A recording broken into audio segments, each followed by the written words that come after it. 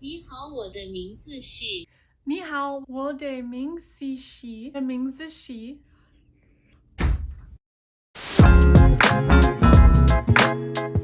Hey everyone, it's Kathryn. So I recently started learning Chinese and I thought it'd be helpful to just show you what I'm doing to just get started. Many of these things are things that I collected from Google searches, YouTube videos, and friends. So yeah, feel free to pick and choose what you think will work for you and what won't from this video. This is just happens to be what is working for me.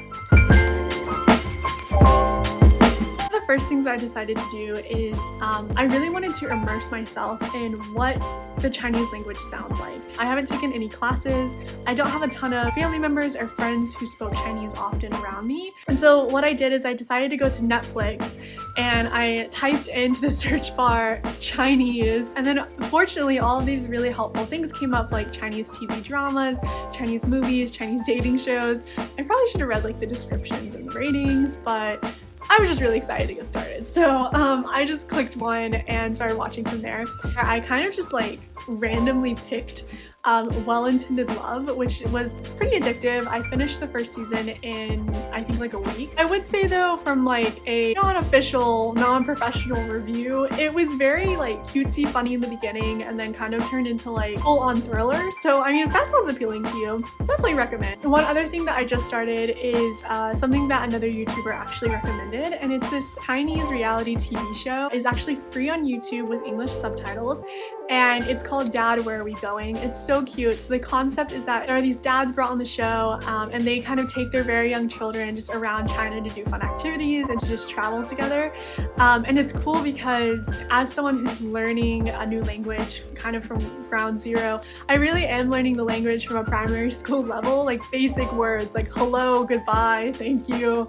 And these are words that little kids are learning too. So it's cool to be able to see the dialogue between like a little kid and their parent, because that's kind of where I am level wise. So definitely recommend. The other thing I like to do is try to find Chinese music, and I was hesitant to do this because I didn't really know where to start. Like I just didn't know like how do you search Chinese music like on Spotify. So what I did is it's really funny. So I actually found a soundtrack on Spotify for the Chinese drama that I was watching. And so I played one of the songs and then I clicked at the top, go to song radio. And it actually took me to a playlist that Spotify generates with very similar songs to the song that I selected. And I just started like shuffling through that, and then that took me to new songs I liked, and then I did the same thing with those songs and kept going to song radio.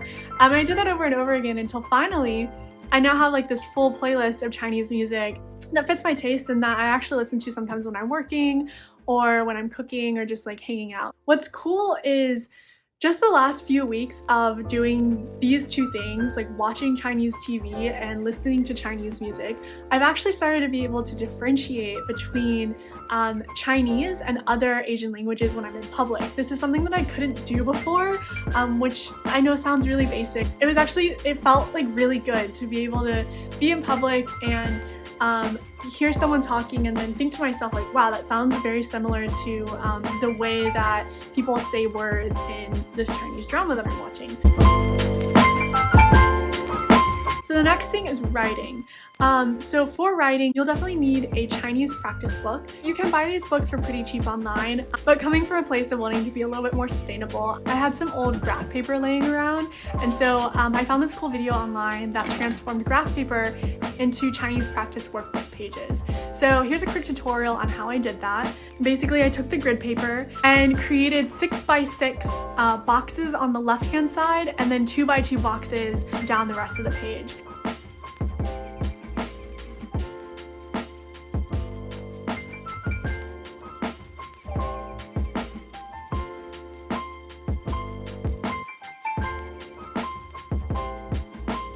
So now I had to decide what do I write? How do I pick what I want to write? I watched this TED Talk that came up on my YouTube feed for this book called Chinesey, and it's basically about this woman who took Chinese characters and drew pictures around them to help people better remember what those characters stood for.